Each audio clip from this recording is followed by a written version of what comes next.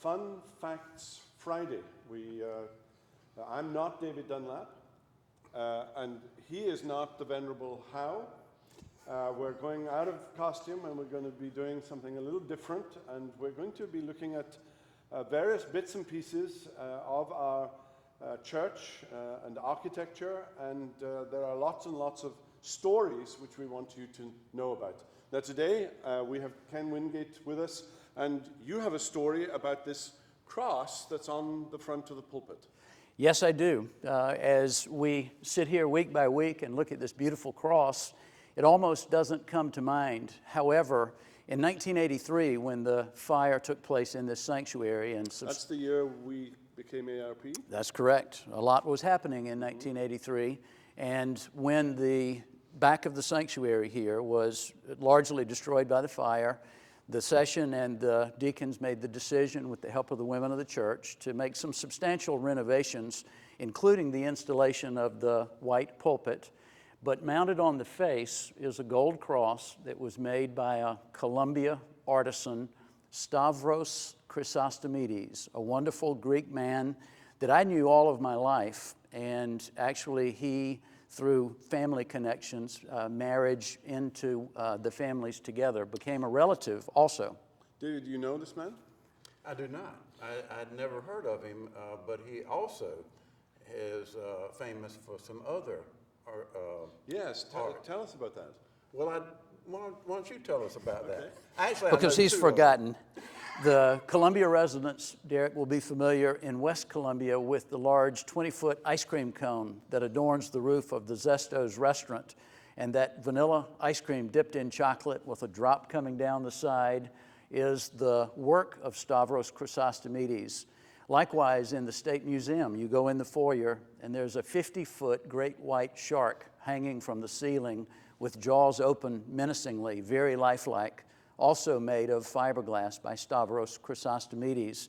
And I've mentioned to David before, he really is like the artisan Bezalel in Exodus 31, who was gifted by the Lord in all forms of metallurgy and craftsmanship to build the tabernacle. Stavros was one of these self-taught geniuses. He was a native of Greece, lived as a boy in Naples, Florida, and then for family reasons moved to Columbia when he was a young man, married a Columbia girl, and to this day, his son, Andy Chrysostomides, and his wife, June, are members of First Presbyterian Church. Stavros died about 10 years ago, but he crafted this beautiful, beautiful cross of gold. The cross, of course, surrounded by the crown of thorns, symbolic of Christ's suffering and his finished work on the cross.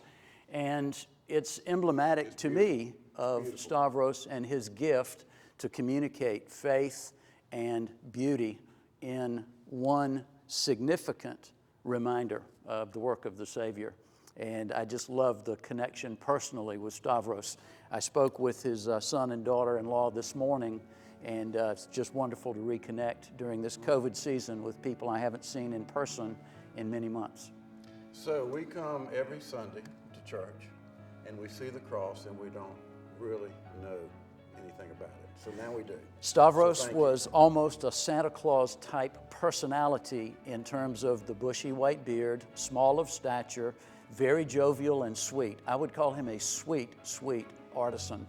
And just a blessing to have this tie with First Presbyterian Church and that part of the family.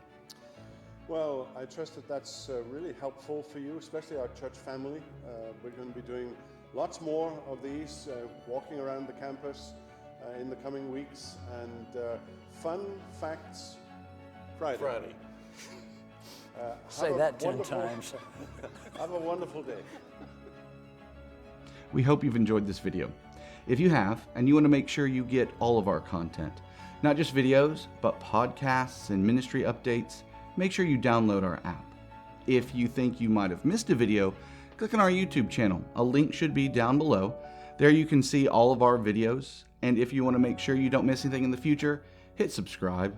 If you want to be one of the first ones to know when we release a video, hit that little bell icon.